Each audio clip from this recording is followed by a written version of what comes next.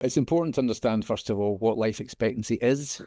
People will recognise it as a measure of the health of a population, and it certainly is that. But it's also, as we argue in the book, a much broader reflection of how that population is doing and how, therefore, society is progressing over time.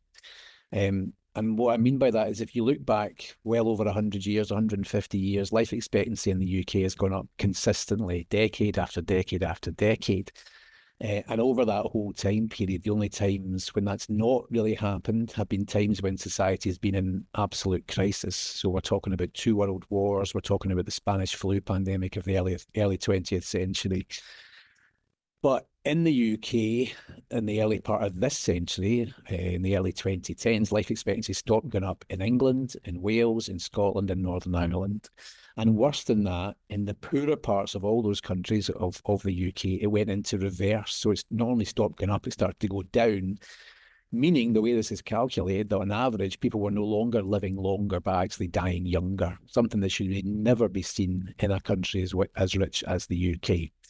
And as we show in the book, there's a huge amount of evidence now demonstrating that the main drivers of this have been UK austerity policies, which in cutting enormous amounts of money from public spending generally, impacting on the funding of really important vital services, public services, social services that large sections of the population depend on, and also cutting astonishing amounts of money from social security. And social security is a safety net for people who need help in society.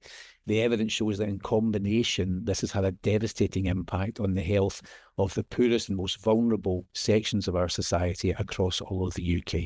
And of course, we've seen a change in the life expectancy trends in other countries too.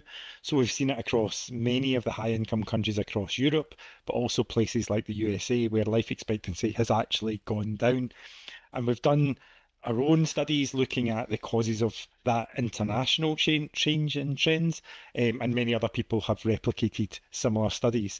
And again, austerity policies were widely implemented after the financial crash in 2007-8, particularly from 2010 onwards. So most famously in places like Greece and Spain and Ireland, but also some countries implemented austerity policies almost voluntarily, the UK being one of the most notable examples of that, but also the USA. And that austerity agenda, implemented in slightly different ways across different countries, has resulted in life expectancy trends either improving more slowly or not improving at all across a much wider range of countries beyond the UK.